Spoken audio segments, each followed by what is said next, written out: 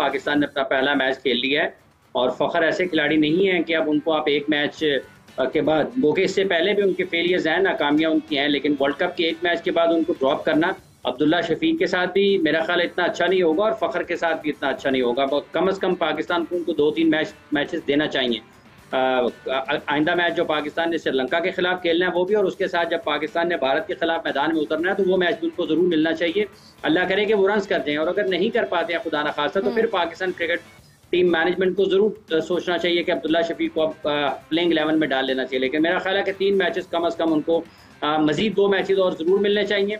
अल्लाह करे कि वो रन्स करें, वो पाकिस्तान के लिए बड़े अहम हैं। ये बात आपने ठीक की है कि टॉप ऑर्डर में रन्स पाकिस्तान की तरफ से नहीं आए हैं, बिलखुसूस दोनों ओपनर्स और बाबर आजम का आउट होना इसलिए पाकिस्तान के लिए परेशान कुन नहीं है कि आज उनके आउट होने के बाद जल्द, क्योंकि ये बड़ी कमज़ोर बॉलिंग थी हॉलैंड की, उनके आउट होने के बावजूद पाकिस्तान ने अच्छे रन ऑन बोर्ड किए, जो कि खुशाइंद है। ठीक है कि आने वाले मैचेस में हो सकता है इतनी कमज़ोर बॉलिंग आपको 25-30 ओवर्स के बाद दीगर टीमों की ना मिले, लेकिन जो आज का मैच था इसके हिसाब से जो भी सूरत हाल थी पाकिस्तान की, वो उसको देखते हुए ये एक अच्छी चीज़ हुई कि बाबर के रन्स ना करने के बावजूद पाकिस्तान ने रन्स किए। मोहम्मद रिजवान की फॉर्म बहुत अच्छी चल रही है, पाकिस्तान के लिए ये अच्छी चीज़ है। सऊद शकील ने रन्स किए हैं, ये भी पाकिस्तान के लिए एक अच्छी चीज़ आज के मैच में हुई है। और फ़खर और इमाम, फ़खर के साथ साथ अब इमाम की भी फॉर्म जो है ना, अगर उसको देखें सब फ़खर के ऊपर है, लेकिन चंद मैचेस इमाम को भी हो गए हैं, क्योंकि ज़्यादा गुफ्तगू हो रही है फ़खर ज़मान के रन्स ना करने के हवाले से। इमाम की भी जल्द आउट होना पाकिस्तान के लिए उतना ही परेशान होना जितना कि फ़खर का आउट होना है। तो पाकिस्तान के ओपनिंग पेयर को अपना गेट तब्दील करना होगा और इनकी फॉर्म में वापसी बहुत ज़रूरी है। पाकिस्तान के लिए बहुत अहम है आने वाले मैचेस, और उनके लिए पाकिस्तान के टॉप ऑर्डर को और पाकिस्तान के हर खिलाड़ी को 100% कारकर्दगी का मुजाहरा करना पड़ेगा, और यही पाकिस्तान के लिए बेहतर है।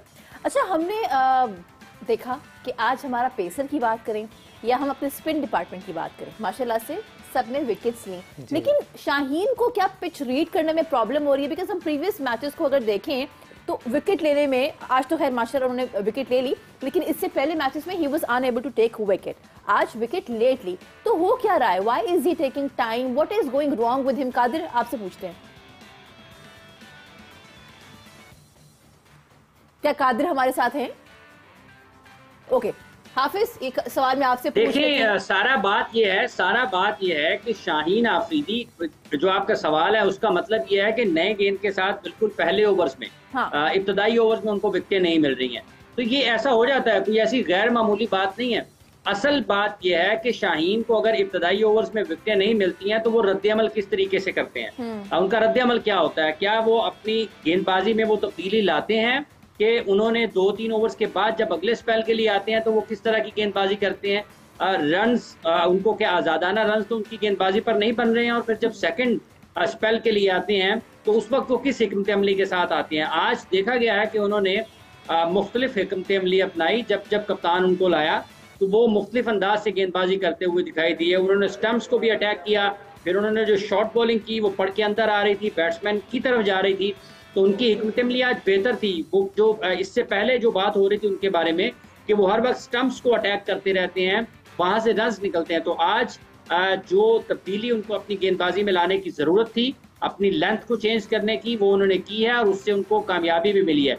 स्टम्प्स को भी बड़े अच्छे तरीके से अटैक करते रहे और फिर बैट्समैन की बॉडी को भी अटैक करते रहे, वो दोनों चीज़ें उनकी गेंदबाजी के लिए ठीक हैं। फिर उन्होंने एंगल भी चेंज किया, तो आज उनकी गेंदबाजी में ये एक इजाफी चीज़ ज़रूर देखने को मिली, जो कि मुखालिफ बल्लेबाजों को उनके ऊपर काम करना पड़ेगा कि आप उनको इस तरीके से भी डील करना है। लेकिन ये बात ठीक है कि इब्तदाई ओवर्स में उन्हें विकेट नहीं मिले हैं, इसका बहुत ज़्यादा इन्हिसार कंडीशंस के ऊपर भी होता है, और बाज़ औक़ात जब आप एक ही चीज़ करते चले जा रहे होते हैं तो आपकी फॉर्म में कहीं ना कहीं कुछ ना कुछ ऐसी चीज़ें ज़रूर होती हैं। बिल्कुल ऐसे ही है कि जैसे फ़खर ज़मान रन्स नहीं कर पा रहे हैं, वही फ़खर हैं जो पाकिस्तान के लिए बहुत रन्स करते थे, इमाम रन्स करते थे, जिस तरह आज बाबर जल्द आउट हो गए हैं। तो कभी कभार ऐसा होता है कि आप अपनी जो राइट चीज़ें हैं, अच्छी चीज़ें, उनको बिल्कुल 100% तरीके से हासिल करने में कामयाब नहीं होते हैं। लेकिन पाकिस्तान की बॉलिंग का, जैसे मैंने पहले कहा है कि असल इम्तहान इस टूर्नामेंट की बड़ी टीमों के खिलाफ होगा। क्या पाकिस्तान की बॉलिंग उस वक्त किस तरीके से रिएक्ट करती है जब वो इंग्लैंड के खिलाफ खेलेगी, ऑस्ट्रेलिया इंडिया के खिलाफ खेलेगी, और पाकिस्तान का बड़ा टेस्ट मेरा ख्याल ऑस्ट्रेलिया श्रीलंका के खिलाफ भी होगा। उनके भी बल्लेबाज बहुत अच्छा खेलते हैं, उनके ओपनर से लेकर नीचे तक उनके पास अच्छे बल्लेबाज मौजूद हैं। असल इम्तिहान पाकिस्तान का आने वाले मैचेस में है। अच्छा, नसीम शाह को ऑफ कोर्स आज हमने मिस किया, लेकिन at the same time the way Hasan Ali came and the way he showed up, उनके अंदाज में वो एक्सपीरियंस था। वो ना सिर्फ उन्होंने फर्स्ट स्पेल में रन्स रोके, उन्होंने विकेट भी ली। Qadir, how do you see his inclusion and his replacement there as for Naseem Shah? देखिए, मैंने आप लोगों को पहले भी बताया हुआ था कि हसन अली एक वॉरियर है और हसन अली को पता है कि घेर कर कैसे उठना है। हसन अली ने जब भी खेल में वो डोमेस्टिक से बाकायदा तौर पर परफॉर्मेंस देकर वापस इंटरनेशनल टीम में आते हैं। नसीम का कमी को कोई पूरा नहीं कर सकता, लेकिन हसन अली एक्सपीरियंस बॉलर है, उनके पास पेस भी है, स्पिन भी है और जो है वो वेरिएशन भी है। तो आप ये देखें, हसन अली की जो मूवमेंट थी, जो उनकी स्पिन हो रहा था बॉल, तो अर्ली ओवर से हो रहा था और पुराने बॉल से भी क्योंकि वो माहिर हैं, तो थोड़ा सा बॉल पुराना होता है तो नीचे से आकर अच्छा बॉलिंग करते हैं। तो हसन अली जो है उन्होंने जैसे ही मैच का दूसरा ऑस्ट्रेलिया के खिलाफ और न्यूजीलैंड के खिलाफ उन्होंने जो वार्म अप मैच में बॉलिंग की उसमें भी बॉल उनका स्विंग हो रहा था और आज उन्होंने भरपूर तरीके से फायदा इस वजह से भी उठाया कि आगे बॉल किए। और एक्सपीरियंस बॉलर भी यही होता है कि जब आगे से आपको विकेट नहीं मिल रही तो उसके बाद वो आपको शॉर्ट पिच डिलीवरी करेगा। तो शॉर्ट पिच डिलीवरी उसने की और उसके बाद पे हमारे कहीं से अफ्रीकी को कैच पकड़ा। इनकी एक चीज होती है एक्सपीरियंस बॉलर को परफॉर्मेंस करती रहे। आप ये देखें कि जो हसन अली हैं उन्होंने 7 ओवर में 35 रन किए, 2 खिलाड़ियों को आउट किया और इस वक्त पर आउट किया जब नहीं ले रही शाहीन को कर रहे थे। आपके बॉलिंग पार्टनर को भी बहुत असर करती है चीजें। जब आपका एक जो जिसे कहते हैं स्टार्टिंग कैटेगरी का एक बॉलर जो आपका एक मेन फास्ट बॉलर जिससे नहीं ले रहा होता तो ऑब्वियसली जो दूसरे एंड से बॉलिंग कर रहा होता है उस पर प्रेशर आता है और वो प्रेशर भी जब आप रिलीज करता है तो वो आपका दूसरा जो पार्टनर होता है बॉलिंग में वो आपका प्रेशर रिलीज करता है, जो हसन अली ने किया।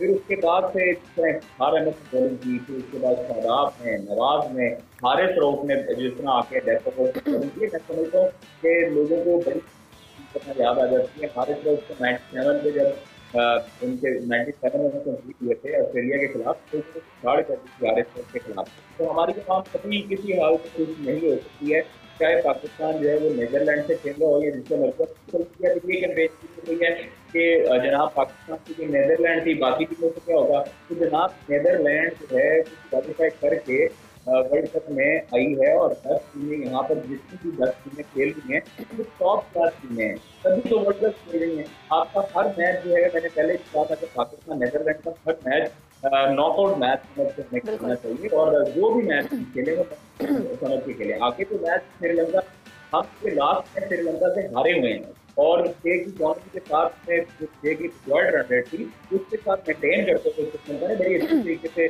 जो है वो बैटिंग की थी। तो इसलिए हम चाहते हैं कि पाकिस्तान को ड्रेस थोड़ी सी आज कप्तानी में मुझे बड़ी खुशी हुई है कि कप्तान ने बड़ी अच्छे तरीके से की, क्योंकि फील्डिंग में थोड़ा सा बाबर जो है फील्ड में उसके फील्डर को बाहर चला देते हैं तो हमें थोड़ी सी एग्रेसिव अप्रोच फील्डिंग में भी दिखानी चाहिए।